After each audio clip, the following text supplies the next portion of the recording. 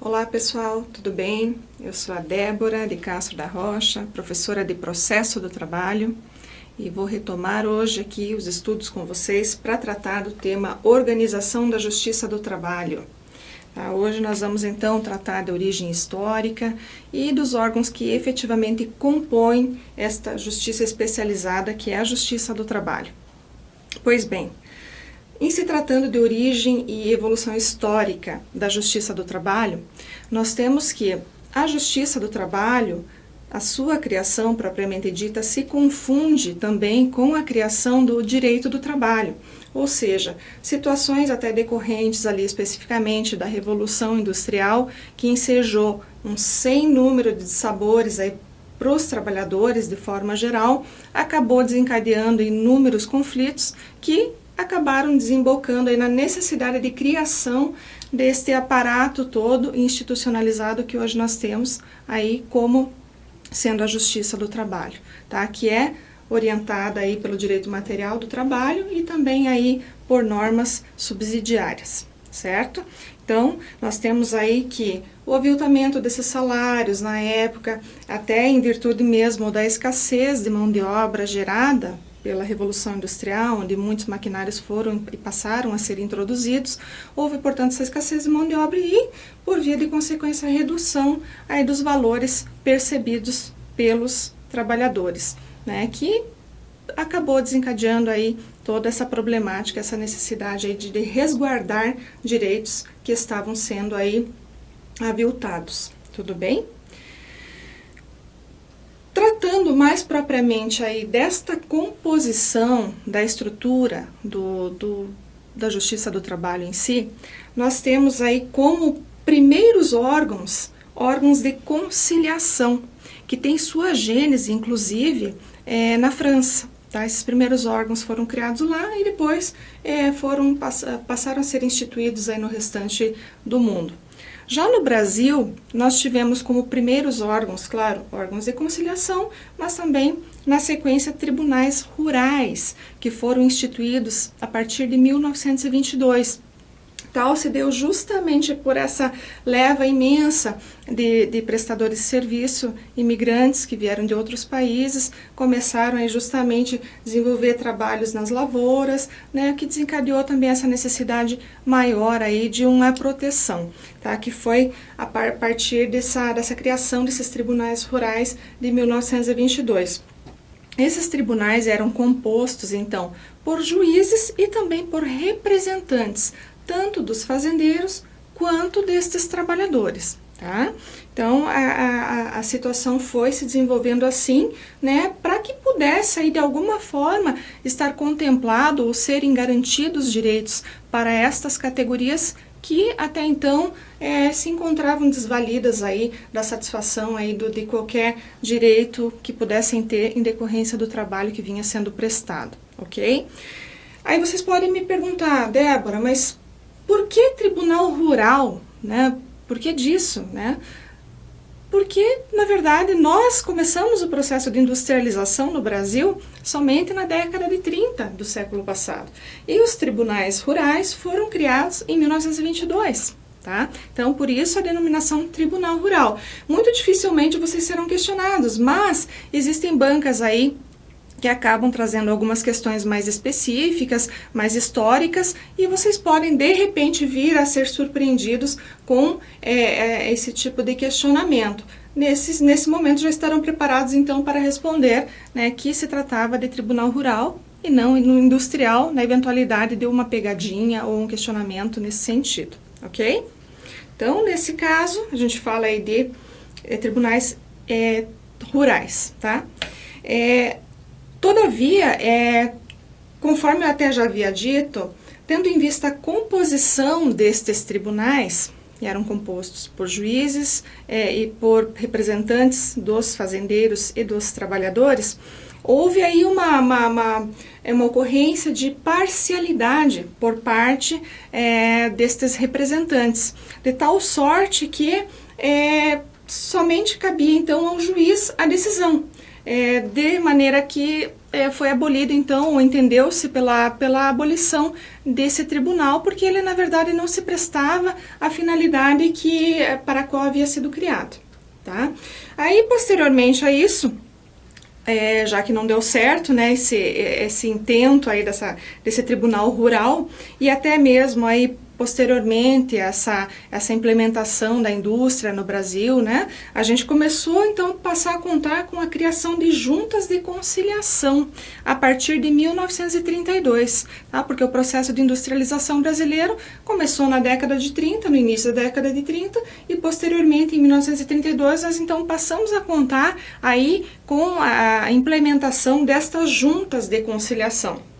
Tá, que na verdade eram órgãos administrativos vinculados totalmente aí ao Poder Executivo. Tá? Essas juntas de conciliação se destinavam justamente a atender os interesses daqueles empregados que eram sindicalizados. Tá?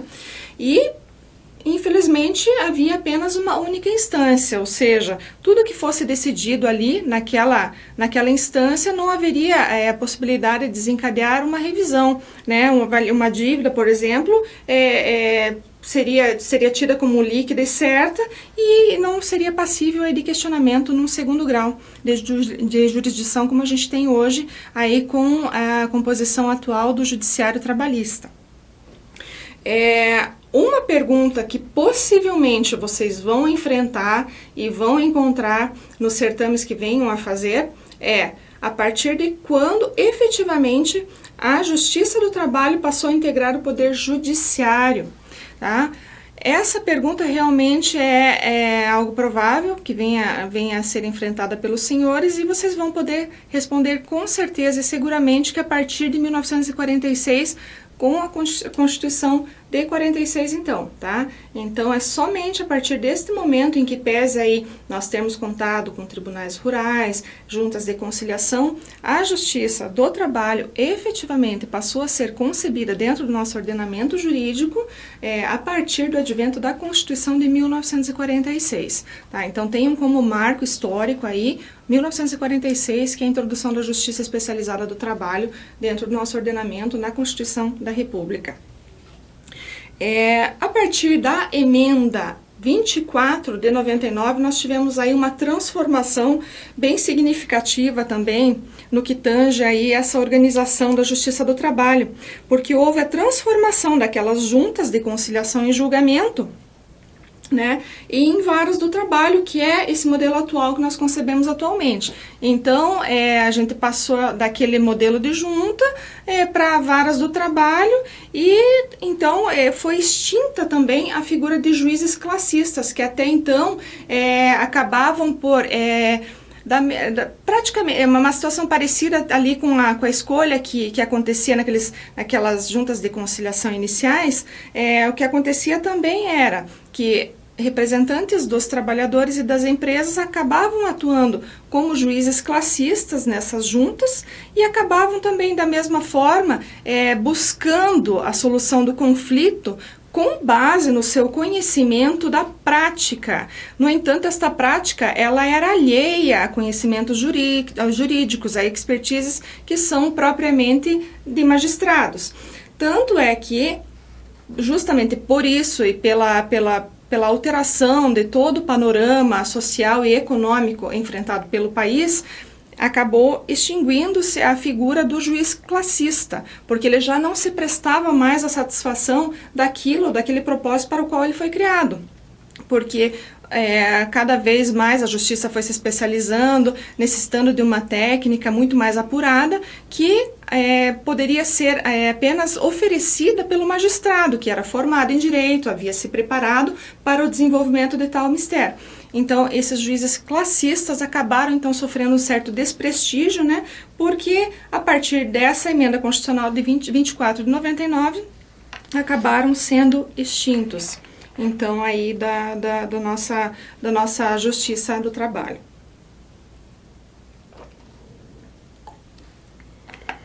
A partir desse momento, então, nós podemos contar aí com varas, TRTs e TSTs, que passaram então a possuir dentro de seus quadros somente juízes, né, ou magistrados. À medida em que, né, gradativamente esses juízes classistas foram sendo aí abolidos deste sistema, desta ordem e organização, como queiram entender, tá? Posteriormente, nós tivemos a Emenda Constitucional 45 de 2004, que concedeu um prestígio ainda maior à Justiça do Trabalho, eis que elasteceu a sua competência, ou seja, ela passou então a dirimir conflitos entre empregados e empregadores, né, e também os decorrentes desta relação de trabalho ou de emprego.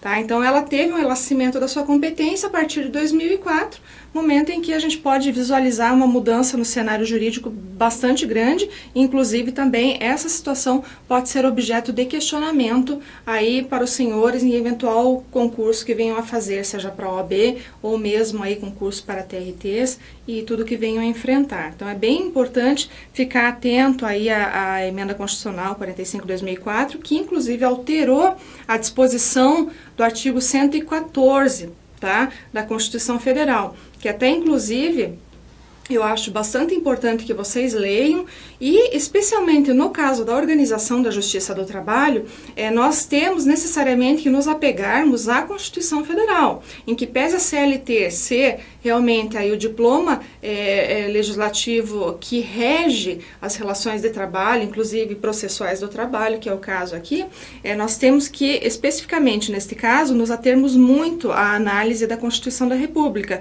porque ela traz especificamente as questões ligadas, correlatas à organização da justiça, tá? Então, do artigo 111 ao artigo 116, estão pontuadas todas essas questões, com exceção do artigo 114, tá? Então, é importante aí que vocês deem uma analisada, até sempre separem esse material, além de anotarem aquilo que está sendo dito aqui, anotem nos detalhes, anotem todas as dúvidas também. Para a eventualidade de contato, vocês sabem que eu sou muito aberta, meus contatos sempre ficam ao final da exposição no material, então podem também fazer contato, sou super acessível e também, claro, sempre consultando aí os nossos diplomas legais, que são a base do nosso estudo, são o que realmente vão aí amparar e realmente servir aí para esclarecer todas as dúvidas que eventualmente existirem aí no curso do nosso programa todo e das nossas aulas, tá? Então, vamos começar aí pela análise especificamente do artigo 111 da Constituição Federal, quando trata dos órgãos da Justiça do Trabalho. O artigo 111 diz que são órgãos da Justiça do Trabalho o Tribunal Superior do Trabalho, Tribunais Regionais do Trabalho e os Juízes do Trabalho. Aí você pode me perguntar, Débora, mas por que os juízes do trabalho? Você já não disse lá atrás que foram criadas varas do trabalho? Na verdade, o juiz do trabalho é aquele que está investido da jurisdição. E é ele que foi denominado na Constituição Federal, no artigo 11, como sendo órgão da Justiça do Trabalho em primeiro grau. Portanto, temos que nos ater a esta situação, que é muito específica e também muito cobrada. Em várias provas, várias bancas examinadoras cobram essa questão, justamente visando fazer com que os senhores caiam aí em armadilhas, tá? Na hora de responder. Por obviedade que, se vocês estiverem sendo submetidos a alguma prova que tenha questões como esta e afirmem, né, haja alguma afirmativa no sentido de que a vara do trabalho é órgão e não tenha, por outro lado, qualquer outra afirmativa no sentido de que o juiz do trabalho é órgão do trabalho, vocês têm que prestar muita atenção, porque daí, nesse caso, claro, alguma alternativa tem que estar certa. Então, nós vamos ter que optar, sim, obrigatoriamente, por marcar aí vara do trabalho, mas com muita cautela, sempre observando todas as demais assertivas para nos certificarmos de que estamos realmente marcando aquela que corresponde à verdade. Então, sempre muito atentos a esse fato, porque, inclusive, né, a própria FCC tem por hábito aí cobrar esse tipo de questionamento. Então, muito atentos aí, porque, via de regra, órgãos da Justiça do Trabalho são TST, TRTs e juízes do trabalho, e não varas do trabalho. Só em casos onde não haja a opção juízes do trabalho e todas as demais alternativas estejam erradas, ok, pessoal? Então, muita atenção nesse tipo de questionamento aí, tá? Aí também a gente pode até pegar o artigo 644 da CLT, que trata também deste ponto, porque ele também acaba por corroborar aí o artigo 111 da Constituição, porque ele também fala em juízos do trabalho. Em momento algum, nós conseguimos vislumbrar aí a possibilidade de que haja como responder vara do trabalho, né? Salvo na exceção anteriormente mencionada a vocês. Tá? Então, é importante, como já dito, se apegar bastante ao estudo dos artigos 111 a 116 da Constituição Federal, que vai tratar especificamente dos pormenores correlatos à organização da Justiça do Trabalho. Aí vocês podem me perguntar, Débora, mas me diga uma coisa, eu já ouvi falar que o STF também decide demandas que versem aí sobre direitos dos trabalhadores e tudo mais. Por que você excluiu o STF aí dos órgãos da Justiça do Trabalho? Excluí porque não é órgão da Justiça do Trabalho, tá? Em que pese ele ser um órgão do Poder Judiciário, ele não está adstrito à Justiça do Trabalho necessariamente, tá? Ainda que alguma demanda possa vir a ser julgada quando lhe for afeta a matéria, né, especificamente de ordem constitucional, aí sim será destinado o julgamento a este órgão específico que é o Supremo Tribunal Federal, ok? Então ele não faz parte aí da Justiça do Trabalho, tá? Então não caiam nesta pegadinha, por favor, sempre atentos aí a essas questões porque pode cair na prova de vocês, tá? Então aqui, ó, até para arrematar isso que a gente já está conversando, o artigo 92 ele traz como órgãos do Poder Judiciário, tá? O Supremo Tribunal Federal, o Conselho Nacional de Justiça, que inclusive foi agora incluído pela Emenda Constitucional 45 de 2004, que trouxe, né, dentre esta, inúmeras outras alterações e inserções aí na norma constitucional. Além de tudo, né, já existia o Superior Tribunal de Justiça, né, e para a nossa alegria aí dos processualistas do trabalho e da área trabalhista, né, como um todo, podemos evidenciar a inclusão aí do Tribunal Superior do Trabalho, tá? Só que aí eu acho importante considerar com vocês o seguinte, ainda que ele tenha passado a constar a partir desta Emenda Constitucional 92 de 2016, e não da Emenda Constitucional 45 de 2004, tá? Essa inclusão aqui é bem recente, então prestem bastante atenção, aí tem praticamente 2 anos, né, da sua inclusão.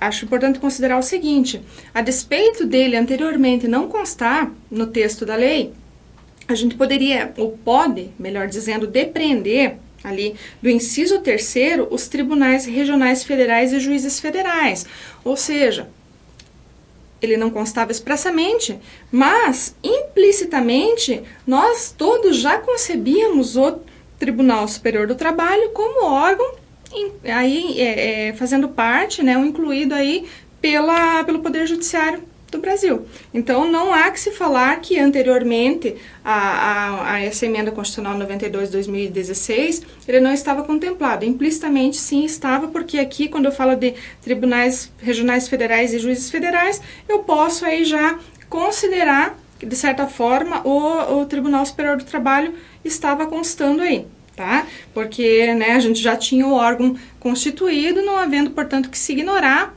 a situação que era vivenciada na prática, tá? Então, não caiam também em nenhuma pegadinha nesse sentido, tá? Então, só cuidado mesmo com esses pormenores, aí com eventual questionamento do momento a partir do qual o TST foi introduzido aí na Carta Magna, porque de repente pode vir alguma pergunta nesse sentido, né? Ou de repente vocês serem levados aí a cometer algum tipo de engano pelo fato até justamente da pré-existência do TST e do fato de não constar. Então, muita atenção nesse caso específico aí, tá? tá? Porque essa emenda trouxe essas alterações substanciais aí para o texto.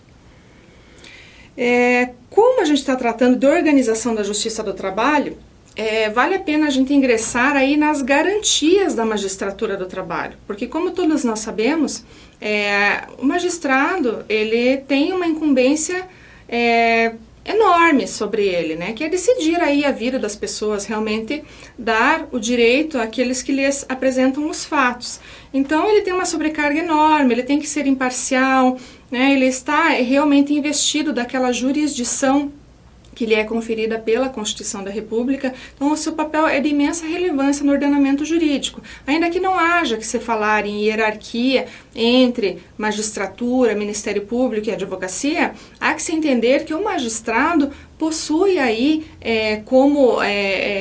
pela função que exerce, aí a necessidade de ter realmente prerrogativas para resguardar seus direitos e até mesmo aí toda a situação que envolve o processo e a satisfação do anseio social que ele acaba entregando para a sociedade.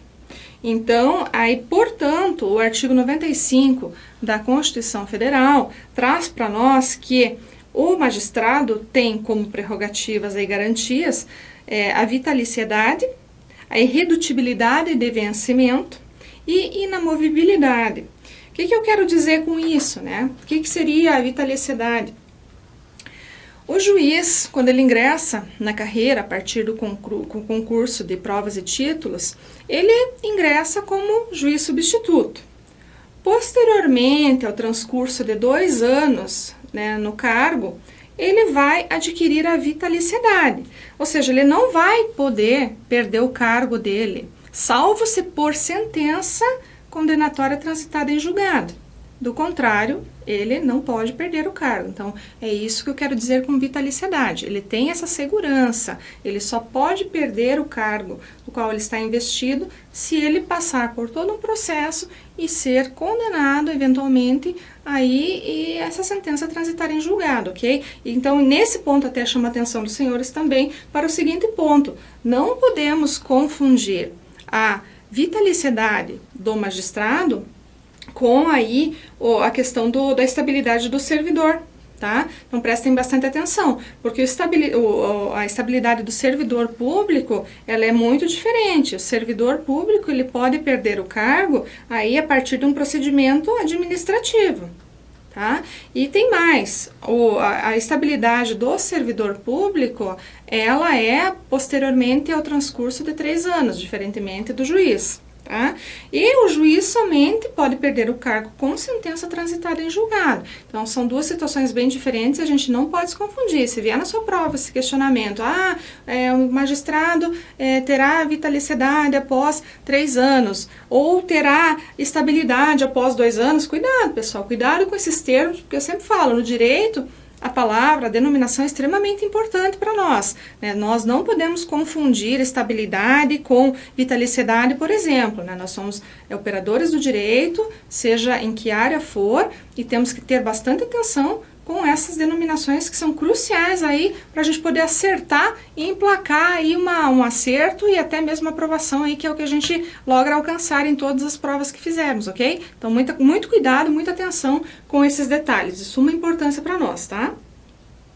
Além disso, nós temos também a irredutibilidade de vencimento, que é o salário, na verdade, do juiz, que é denominado como subsídio, não pode ser minorado. Tá? Então, assim, ele pode também ser majorado somente mediante legislação, tá? Então, assim, claro, tem a sujeição aí de vários descontos, sejam eles tributários e previdenciários, tá? No entanto, ele é irredutível. Então, isso até para assegurar aí que o magistrado possa realmente atuar com a segurança necessária aí para o desenvolvimento daquilo para o qual, né, foi aprovado, que é realmente poder propiciar aos jurisdicionados o alcance aí do seu direito, ok? Aí também nós vamos entrar na inamovibilidade do magistrado, ou seja, o que eu quero dizer com isso? Ele não pode ser removido da comarca quando ele é titular, salvo se houver um requerimento, e esse requerimento, houver aí dentro desse requerimento um motivo de ordem pública, Tá? Então, e também tem que ser mediante voto da maioria absoluta do tribunal ou do CNJ, assegurada ampla defesa. Então, devem existir ou terão que existir motivos relevantes a ponto de autorizar aí a remoção deste magistrado da vara onde ele é titular. Tá? Então, estas são as 3 garantias aí de extrema importância para que vocês possam fazer as provas de vocês aí com extrema clareza e sem chance de errar, tá bom? Quanto à remoção do magistrado, a gente pode inclusive até citar para vocês o artigo 93 da Constituição Federal, que trata especificamente aí da questão da remoção e de como isso tem que acontecer, se acontecer, né? Dando sempre o direito ao magistrado a ampla defesa, porque ele não pode simplesmente ser removido sem que a ele seja concedida a possibilidade de falar que é constitucionalmente prevista aí, tá? Que se aplica também a ele, né, até porque nós temos o princípio da igualdade dentro do nosso ordenamento jurídico para assegurar que ao magistrado também seja dada a oportunidade de se defender, ok? Aí nós temos, claro, como nem tudo são flores, né, em nenhuma área, nós temos também algumas vedações ao exercício da magistratura, constantes do artigo 95 da Constituição Federal, tá? Que estão circunscritas à necessidade que este magistrado possa entregar a prestação jurisdicional de forma célere, de forma imparcial e com qualidade. Então, este é o escopo do artigo 95, tá? Consta implicitamente. Quando a gente fala, então, de exercício de outra função, o magistrado até pode exercer, não é vedado, desde que seja uma de magistério.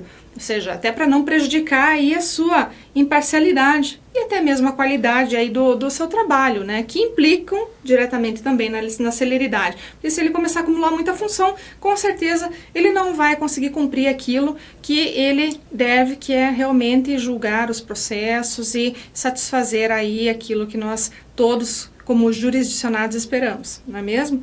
Então, essa é uma função, né? Essa, na verdade, desculpa, é uma vedação. Ele pode exercer desde que seja uma de magistério.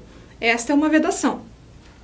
Não pode, em caso algum, em qualquer situação, receber custas ou participação em processo. Claro, né, pessoal, isso é meio óbvio, né, que um juiz não pode, um magistrado não pode se valer aí da obtenção de nenhum tipo de proveito econômico, porque certamente isso vai prejudicar a sua imparcialidade. Então, é vedado expressamente aí o recebimento por parte do magistrado de qualquer tipo de facilitação ou benefício financeiro.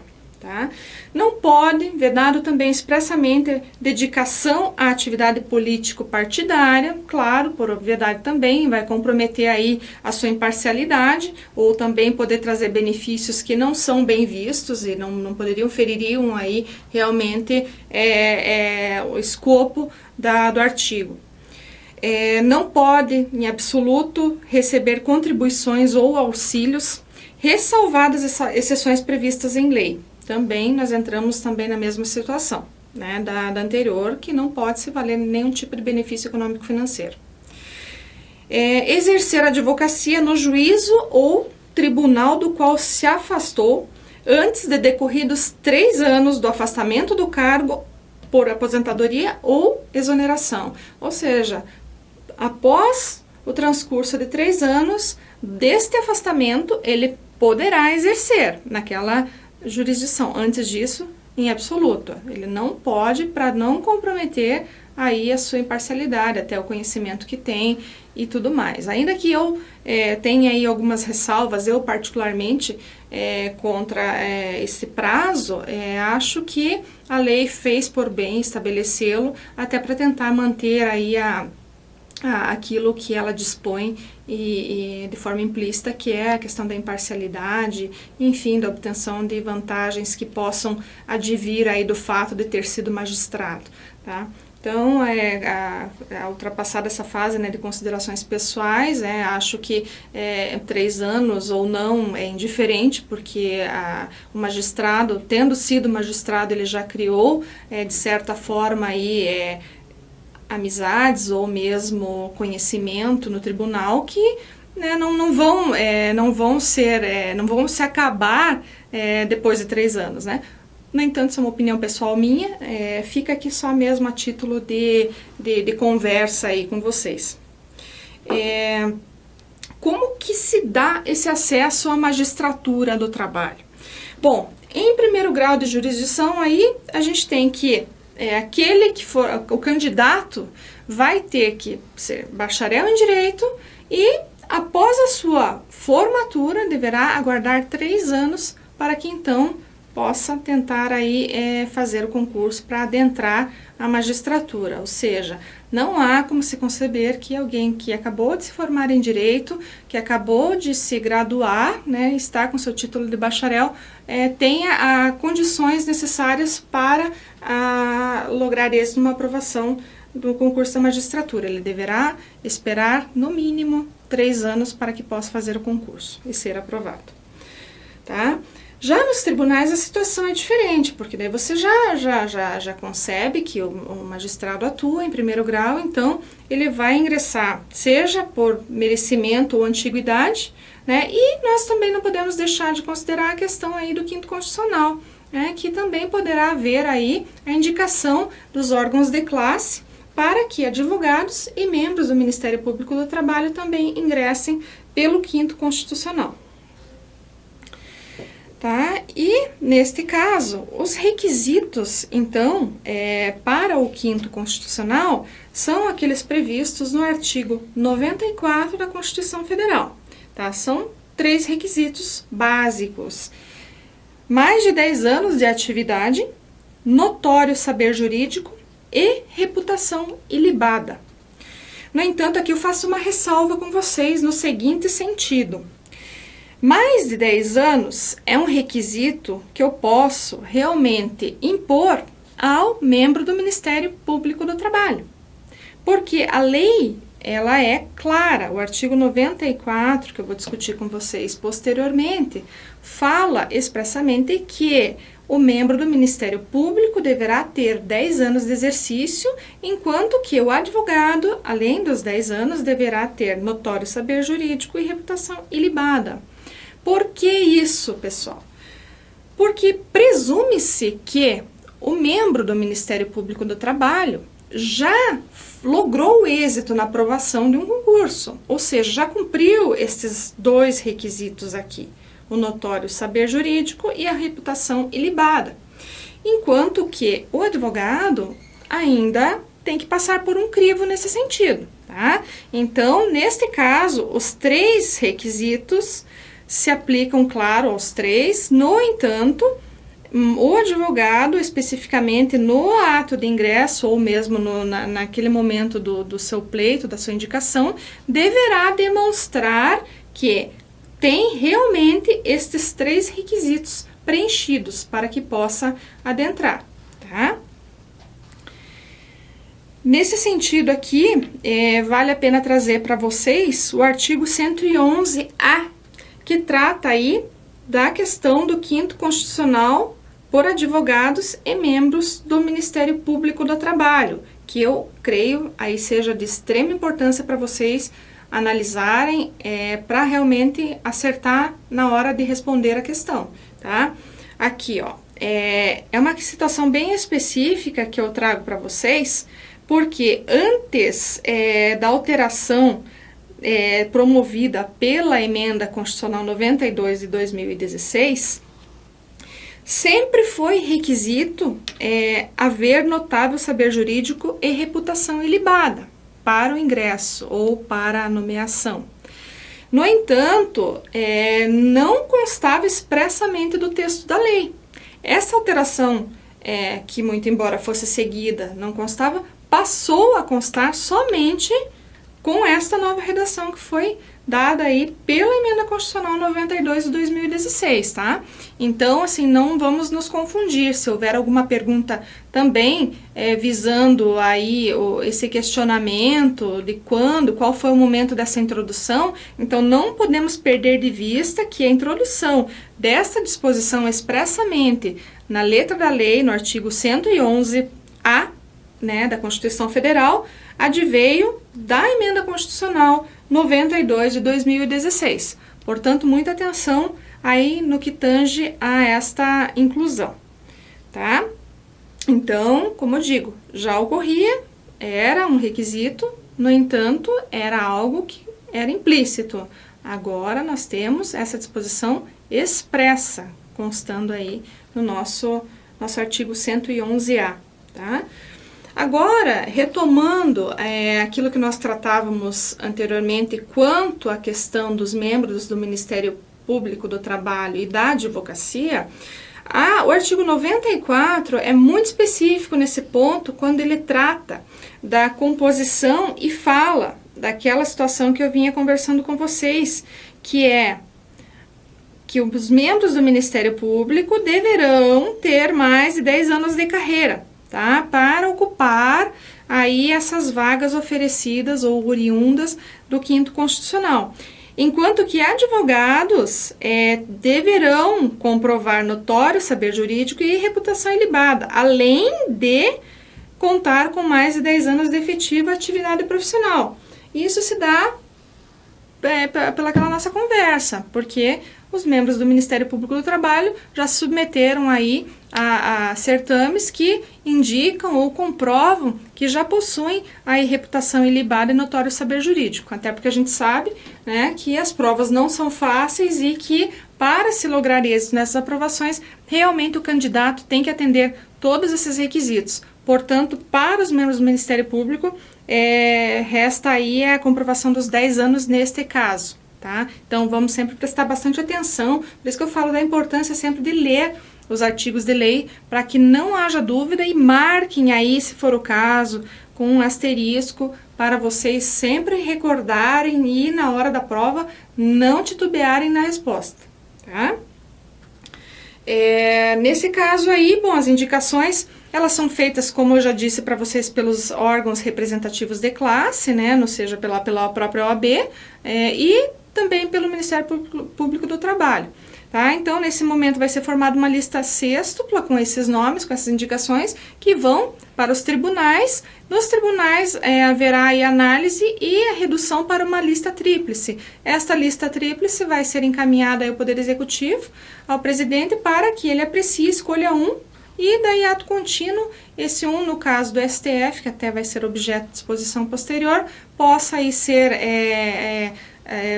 passar aí pelo crivo do Senado, enfim, ser sabatinado para que, sendo aprovado pela maioria absoluta, seja efetivamente nomeado para a função, no caso de ministro do TST, que é o que nós vamos tratar lá na frente, tá? Então, esses seriam os requisitos aí para que aquele interessado ou interessada possa realmente estar habilitado a concorrer a uma vaga pelo 5º Constitucional, seja em Tribunal Regional do Trabalho, seja no TST. Ok, pessoal? Já no que tange aí a criação, ou seja, as varas do trabalho, que eu acho bem importante até a gente sempre falar da vara do trabalho e do juiz do trabalho, analisem junto comigo o artigo 116 da Constituição Federal, porque ele trata aí da jurisdição, que ela será exercida por um juiz singular. Essa situação vem a corroborar aquilo que eu já disse lá atrás, no que diz respeito ao fato dos órgãos da Justiça do Trabalho se constituírem pelo TST, pelo TRT e pelos juízes do trabalho, porque é o juiz que é investido de jurisdição e não as varas, tá? Então, esse cuidado que nós sempre temos que ter, por isso o juiz é um órgão e não a vara. Tá? Então, sempre muita atenção com isso, para que a gente não tenha erro aí, né? Não vamos perder numa questão, não vamos ficar com 39, por favor, aí, eventualmente no exame de ordem, que a gente sabe que precisamos emplacar 40 questões para poder sermos aí analisados ou irmos para a segunda fase, ou mesmo em qualquer outro certame que venhamos a fazer. Então, todo cuidado é pouco nessa hora, tá? Não vamos aí achando que está tudo certo, que está tudo tranquilo, porque nem sempre a situação, ela é realmente da forma como a gente está enxergando. Tem que ter muita cautela, porque esses detalhes na hora da prova são extremamente importantes, tá? Bom, vamos agora para o artigo 117 da Constituição Federal. que ele trata aí da questão das comarcas que eventualmente não sejam abrangidas pela Justiça do Trabalho. Como que vai se dar nessa situação, né? Então, nesse caso, a lei nos diz que juízes de direito poderão aí julgar estas demandas trabalhistas. No entanto, deverão os recursos ser apreciados pelo Tribunal Regional do Trabalho. Tá? Ainda que a Justiça Comum, no primeiro momento, possa então estar investida aí dessa possibilidade de julgar a lide num primeiro momento, né, no primeiro grau de jurisdição, tem-se que no segundo grau, obrigatoriamente, o TRT, ou melhor dizendo, os TRTs, deverão ser aqueles responsáveis pelo julgamento do litígio em segundo grau. Perfeito? Então, neste caso, aí haveria um acúmulo aí da jurisdição trabalhista pelo juiz de direito, tá? Que além aí de se prestar à tomada de decisões ou as decisões dentro aí daquelas demandas da Justiça Comum, também será investido da jurisdição trabalhista. Bom, como eu já disse até anteriormente, e retomando também para a gente poder entrar bem firme aí nessa questão do ingresso da magistratura, como que se dá isso? Como que acontece? Eu já expliquei para vocês que tem que ser bacharel em Direito, tem que ter no mínimo 3 anos aí de atividade jurídica, tá? Então, como que ele ingressa, né? Depois aprovado no concurso público, como que se dá? Ele ingressa primeiramente como juiz substituto, tá? Do trabalho e vai ficar ali até que haja eventualmente uma promoção que vai se dar alternativamente aí por antiguidade ou merecimento, momento a partir do qual ele vai se tornar aí juiz do trabalho, tá? Então isso vai depender aí de várias situações realmente que vão ser concernentes ao desempenho do juiz dentro daquela vara e até mesmo por antiguidade, de forma que não haja nenhum tipo de injustiça interna com aqueles magistrados que já estão eventualmente há mais tempo ou que produzam mais, enfim, que consigam cumprir estes 2 requisitos, tá? Então sempre observadas estas situações, tá? Então, ele torna-se vitalício aí após 2 anos, como eu já havia ponderado com vocês anteriormente, tá? Não confundir, por favor, aí com o servidor público, que tem a estabilidade posteriormente a 3 anos, tá?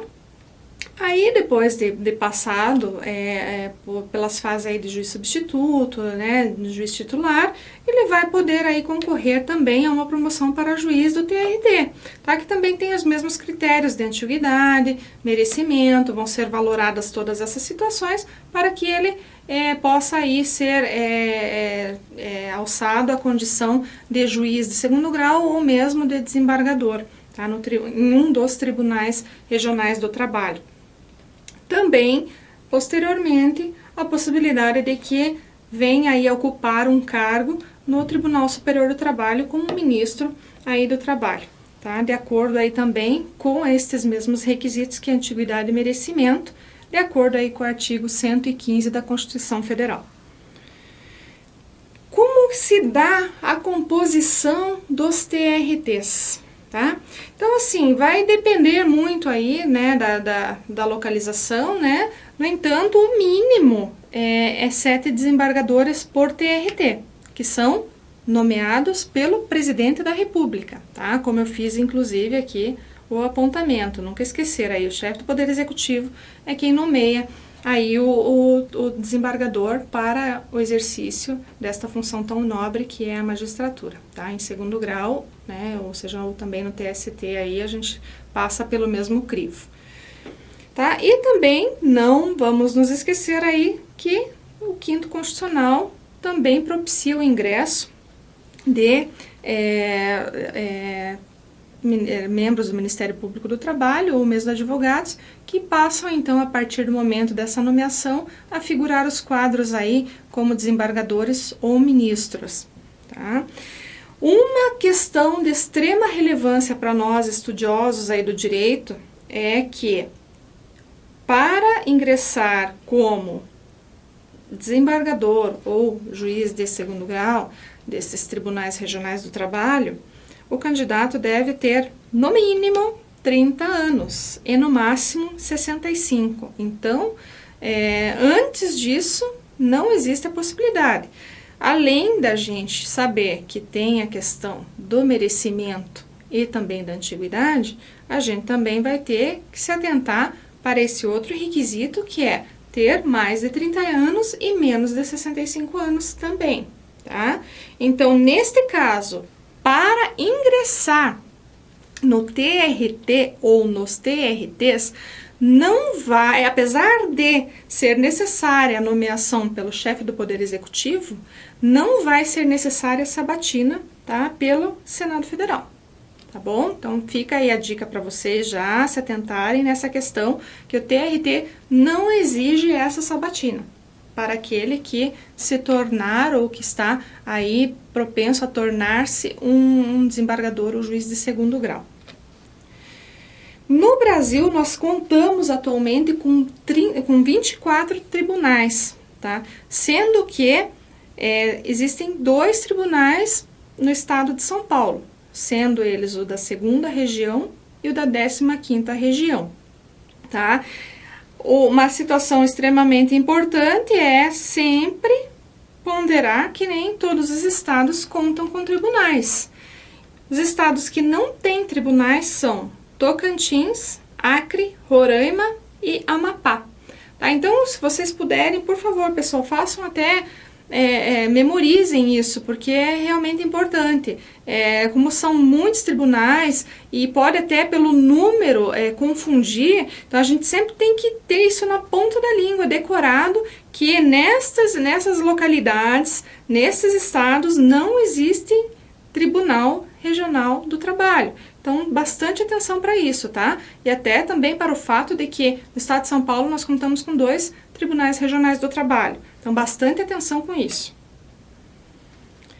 Já a composição do TST é de 27 ministros, dos quais 21 são juízes de carreira e 6 ingressam pelo quinto constitucional. Então, até porque é um número ímpar, então para a gente conseguir colocar, né, fica 21 e 6 aí, né, para fechar essa conta, tá? Então, assim, os advogados e procuradores, como eu já havia dito anteriormente, ingressam aí pelo quinto constitucional, através aí de toda essa validação de requisitos de atingimento ou preenchimento, melhor dizendo, de requisitos, que é os 10 anos de atividade jurídica, notório saber jurídico e reputação ilibada, tá? Então, sempre contando com esta situação. As listas serão encaminhadas pelos órgãos representativos da classe, no caso aí do TST, o Conselho Federal da OAB encaminha o referente aos advogados e o Ministério Público do Trabalho o referente aos seus membros, tá? Será encaminhada essa lista ali para o TST, que vai avaliar e dela vai extrair 3 candidatos. Esta lista com 3, denominada de tríplice, será encaminhada, portanto, ao presidente da República, que escolherá um deles. Este escolhido será, então, submetido aí ao crivo do Senado Federal, que vai ter que sabatinar este escolhido para que ele comprove, de fato, aí esses conhecimentos todos e realmente demonstre a sua aptidão ao exercício de um cargo tão importante dentro da magistratura do trabalho, que é ministro do Tribunal Superior do Trabalho, tá? Então, ele vai ter que passar aí por essa aprovação por maioria absoluta do Senado Federal, para que somente depois, após, possa ser investido, ou seja, nomeado pelo presidente da República a ocupar este cargo, ok? Importante consideração aqui também. Lembram ali que, quando eu falei do TRT, a idade mínima tinha que ser 30 anos? Pois bem, para o TST, a idade mínima tem que ser 35 anos, ou seja, o candidato a ministro deverá ter mais de 35 anos e menos de 65 anos. Então, grifem aí, tá, no artigo de vocês, para que vocês possam realmente ter aí a diferenciação sobre estes pontos aí que realmente podem confundir na hora do exame, tá? Sempre lembrem, como, né, existe uma hierarquia, Tribunal Regional do Trabalho abaixo de Tribunal Superior do Trabalho, a idade menor, enquanto que para o Tribunal Superior do Trabalho a idade tem que ser maior, então 30, 35, tá? Então acho que essa é uma boa lembrança para vocês aí de realmente, para poderem fixar esse conhecimento, tá bom? E não cometerem nenhum deslize lá na hora, tá? Então 30 TRT, 35 TST, ok? Quanto à nacionalidade, ele tem que ser brasileiro, tá? Pode ser tanto nato quanto naturalizado. Não existe vedação. O artigo 12 da Constituição Federal não trata em momento algum desta possibilidade de haver vedação neste caso, tá? Então, também cuidado, porque em muitos casos existe a necessidade que seja brasileiro nato, tá? E nesse caso, realmente não existe nenhuma disposição tratando de qualquer obrigatoriedade nesse sentido. Então, aquele que disputa ou que pretende ser alçado a essa condição de ministro poderá ser tanto nato quanto naturalizado, tá ok? Aqui também, da mesma forma, como no TRT, a gente vai ter que contar aí com notório saber jurídico e reputação ilibada, tá? Melhor dizendo, até notório, que é o que consta no texto da lei, tá? E a nomeação aí, como disse também, será pelo presidente da República após a aprovação pelo Senado por maioria absoluta. Então, torno a repetir, olhem sempre os artigos. Neste caso de organização do poder da Justiça do Trabalho, especificamente os artigos que vão do 111 ao 116, com exceção do 114, e verifiquem aí todas essas situações de forma pormenorizada para que não haja nenhum tipo de dúvida aí na hora de marcar a nossa prova, tá? Para que nós não percamos questões por meros deslizes, porque são detalhes que fazem toda a diferença na hora da finalização ou de marcar aí essa questão que pode, às vezes, trazer uma certa dúvida para vocês, ok, pessoal? Meus contatos estão aí, tá? Deixo sempre para vocês. O que precisarem, eu estou à disposição. Me mandem e-mail, me mandem WhatsApp, podem também me adicionar aí no Facebook, que a gente vai conversando e esclarecendo eventuais dúvidas que venham a surgir, porque é nosso projeto, não é só de vocês, é nosso projeto, o meu projeto com vocês, o projeto da Cultive, fazer com que vocês consigam realmente a aprovação desses concursos na OAB, em tudo que vierem fazer aí durante a vida de vocês, ok? O sucesso de vocês é o nosso. Um grande abraço, até a próxima. Tchau, tchau.